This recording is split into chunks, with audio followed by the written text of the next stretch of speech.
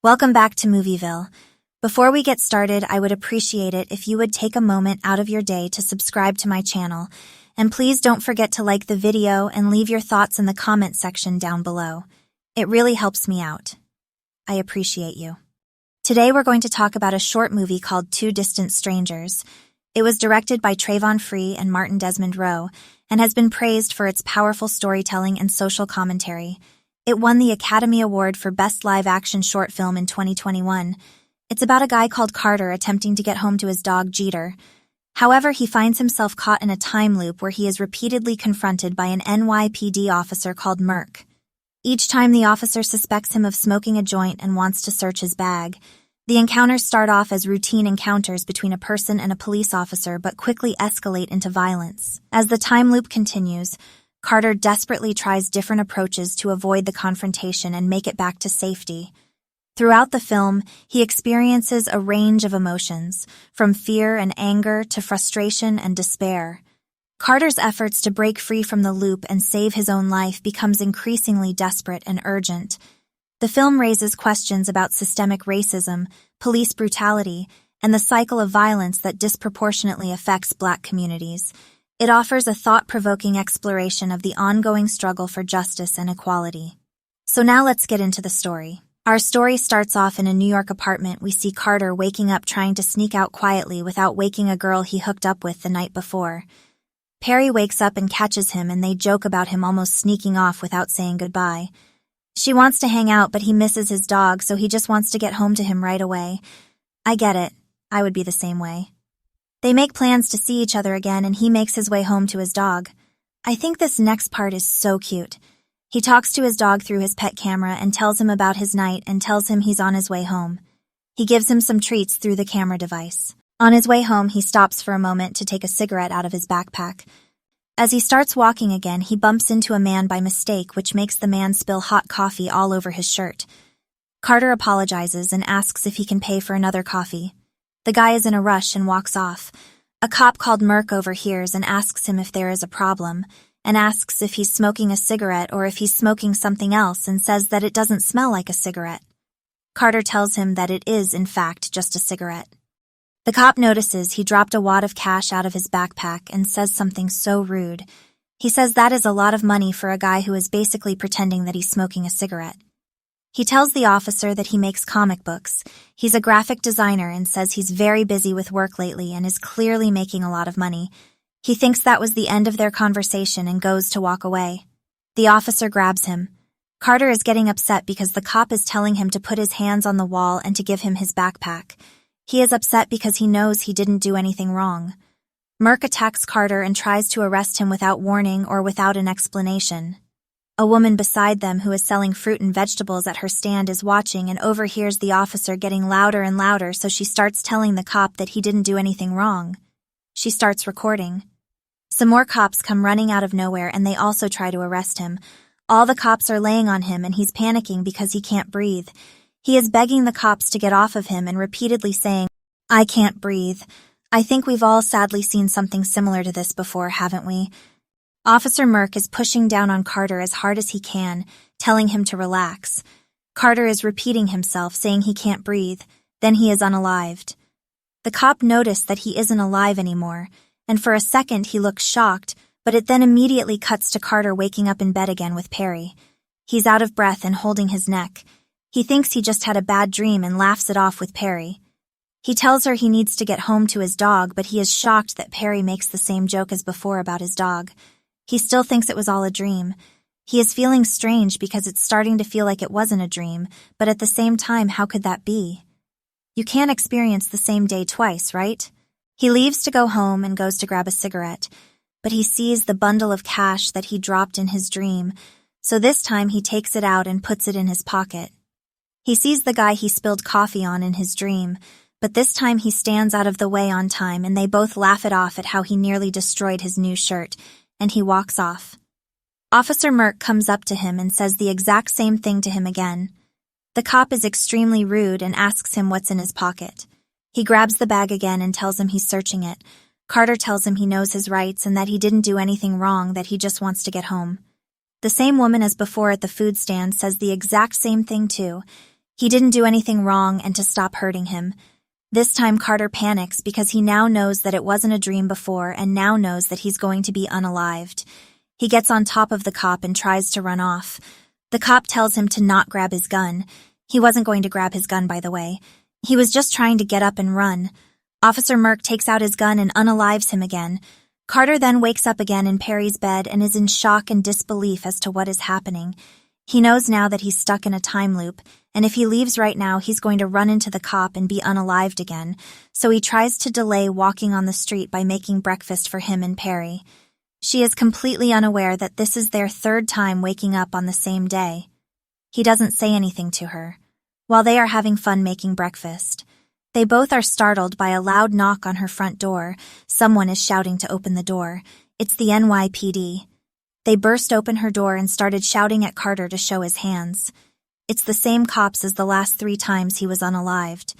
Perry is so confused and crying because the cops are all shouting demands over each other and she can't understand what they want her to do. Carter goes to put his hands up, and one of the officers shouts that he has a knife, and he then unalives Carter again. He wasn't holding a knife, he was holding a whisk because he was making eggs. Perry runs to him screaming and crying and begs the cops to call an ambulance. The cop is shouting that they have a warrant for drugs at this location at apartment 6. She screams at them saying that her apartment is number 9. The number on her door was missing a screw, so the 9 hung upside down, which made it look like the number 6. Perry is crying her eyes out, and the cop just stood there in shock as it hit him that he unalived an innocent man. It then cuts to the 4th day. They are both waking up on the same day again. He is panicking because this loop is never ending, and no matter what he does, he always ends up unalived. He just wants to get home to his dog. He takes off his jacket and hides his backpack under Perry's couch. So now the cop has no reason to stop and search him, right? He walks out, ready and determined to get home without a problem. I won't go over all the times he gets unalived, but he gets unalived over and over and over again, for literally no reason each time. Later, he wakes up again in the same day and starts thinking about his dog, imagining his poor dog sitting alone waiting for him to get home. This thought makes him sad and he starts crying and starts hitting the pillow. At least it's the same day for the dog, too. It would be even more heartbreaking to think of the dog sitting alone for days on end. But no, it's the same couple of hours for his dog Jeter, too.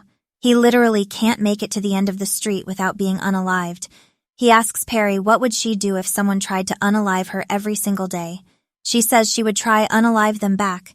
She says she has a gun and asks if he wants to borrow it. He's surprised to hear that she has a gun. She tells him she's a black woman in America, so of course she has a gun. Then she said if I didn't want to shoot anyone, I would try talking to them first. He thinks that's a good idea and tries again.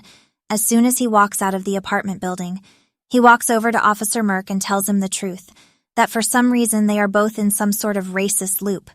The cop thinks he's on drugs and asks for his ID and to open his bag. Carter says he feels like that's a trap, but he does what he asks. He starts to talk about how the police officer will see his bundle of cash and accuse him of selling drugs. The cop starts saying the exact same things that he has been saying for many days now, but this time Carter says it too in sync. The cop is shocked that Carter knows everything he is about to say. Carter said you are illegally searching my bag right now, and if we start fighting right now, you are going to end my life. Carter starts to point at random people in the street and tells the officer exactly what they are going to do next, saying they've been seeing this for days now. The officer starts to believe him and asks that if he shoots him now, this day will just repeat again. He says yes it will, and that he's just trying to get home to his dog. The cop tells him that if his past is anything like his future, if he were him, he would get out of here right now. Carter goes around the corner and laughs to himself, thinking that it's finally over, and lights a cigarette.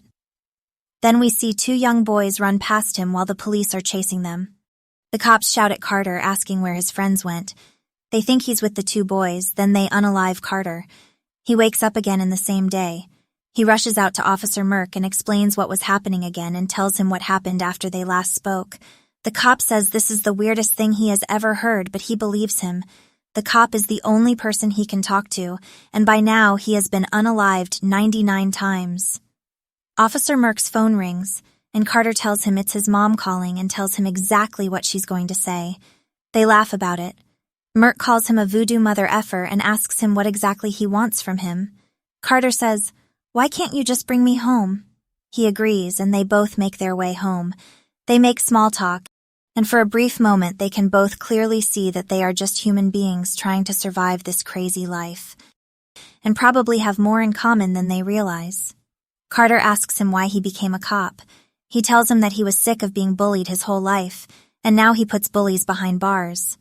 They then have a deep conversation about how the cops need to lighten up in the hood, that not all black people in the hood are bad people, and that there are so many good black people out there who take the fall for the few who are bad. The cop tells him he has a way with words and admits that he has never spoken to a black guy this long before.